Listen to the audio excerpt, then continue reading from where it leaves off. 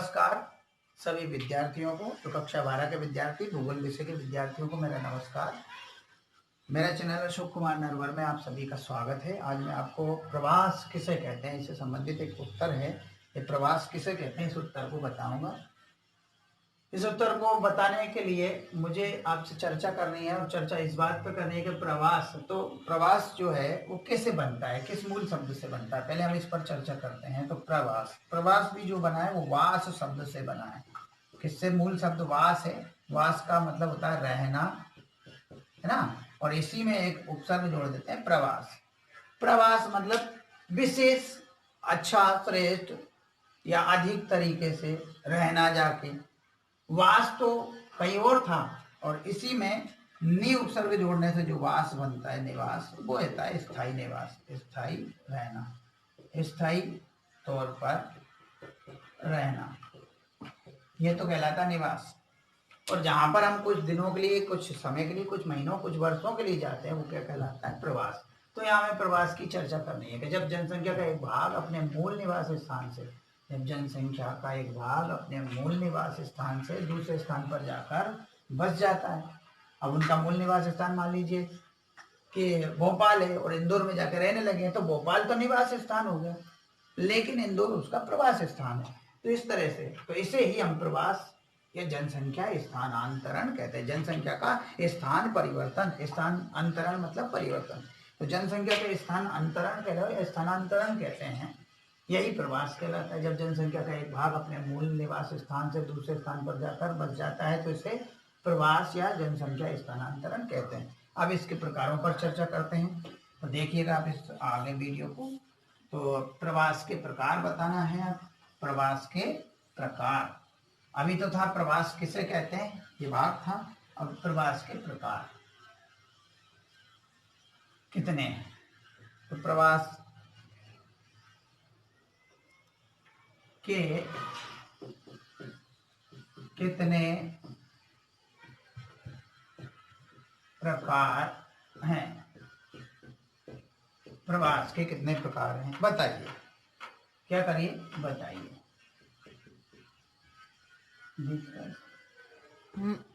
बताइए। तो बताना है प्रवास के कितने प्रकार हैं। तो प्रवास के जो प्रकार हैं वो आमतौर पर यहाँ पर दो प्रकार का बताया है। पहला प्रवास जो कि अंतरराष्ट्रीय प्रवास है, अंतरराष्ट्रीय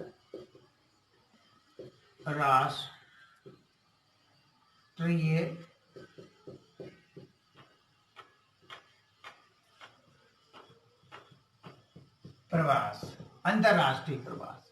एक शब्द आता है अंतर और एक आता है राष्ट्रीय। दो शब्द आ रहे हैं, एक तो है अंतर, अंतर का भी अंतर बन जाता है धन, राष्ट्रीय, ये दो शब्दों से मिलकर बना है अंतरराष्ट्रीय। और प्रवास का अर्थ तो यही है कि जब जनसंख्या का एक भाग अपने मूल निवास स्थान से जो है अन्य किसी दूसरे स्थान पर जाकर बस जाता है, उसी को हम कहते हैं प्रवास। लेकिन यहाँ प्रवास का कौन सा प्रकार हुआ? पहला अंतरराष्ट्रीय। अंतर माने दो या दो से अधिक देशों के बीच, एक देश से दूसरे देश। अंतरराष्ट्रीय में जब जनसंख्या का एक भाग, अभी हमने प्रवास में समझा कि जनसंख्या का एक भाग अपने मूल निवास स्थान से दूसरे स्थान पर जाकर बस जाता है। तो अंतः माने दो देशों के बीच। कितने देशों के बीच? दो देशों के बीच प्रवास। अब दो देशों के बीच प्रवास, मान लो कोई व्यक्ति भारत से अमेरिका जाकर बस जाए, भारत उसका मूल निवास स्थान है, मतलब भारत उसका मूल निवास स्थान है, और वो भारत से जो है अमेरिका में जाकर बस जाता है, तो यही प्रवास जो है अंतर्राष्ट्रीय प्रवास कहलाता है।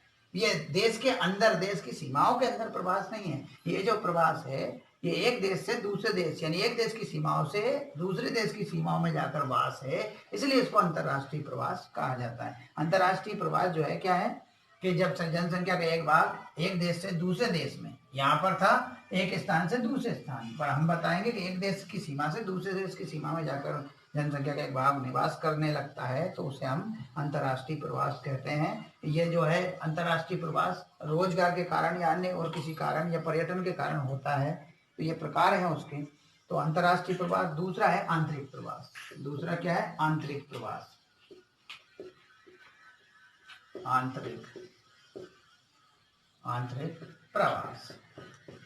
दूसरा कौन सा प्रवास है? आंतरिक प्रवास। आंतरिक प्रवास माने देश की सीमाओं के अंदर, देश की सीमाओं के अंदर माने भारत की सीमाओं के अंदर अगर कोई व्यक्ति मध्य प्रदेश से अगर महाराष्ट्र जाए, पंजाब जाए, हरियाणा जाए, कहीं भी जाए, अगर वो जाता है तो अपने ही देश में जाता है, वो अपने देश के एक राज्य से दूसरे राज्य में जा रहा है, देश के भागों के अंदर ही अंदर घूम रहा है, इसलिए आंतरिक बोला होता है।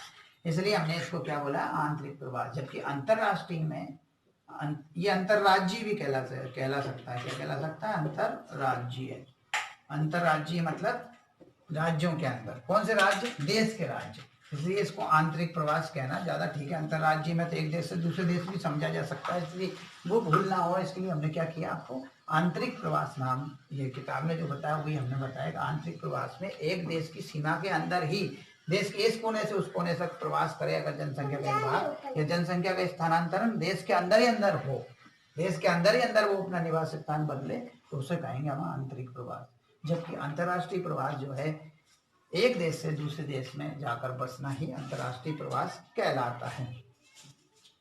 अब ये किस लिए होता है? ये अंतर्राष्ट्रीय प्रवास रोजगार की तलाश में, आंतरिक प्रवास भी रोजगार की तलाश में ही होता है, या फिर अन्य किसी जैसे चिकित्सकीय उद्देश्य से, पर्यटन के उद्देश्य से, या फिर शिक्षा के उद्देश्य से, किसी भी उद्देश्य से ये प्रवास हो सकते हैं। रोजगार के उद्देश्य से तो होते ही, शिक्षा के उद्देश्य से होते हैं, चिकित्सा के उद्देश्य से, पर्यटन के उद्देश्य से भी प्रवास किए जाते हैं, पर ज्यादातर प्रवास रोजगार के उद्देश्य से किए जाते हैं। तो ये आंतरिक प्रवासों के संबंध में ये दो बातें थी और इस तरह से ये उत्तर था। अब आप इसको सीखिएगा। धन्यवाद।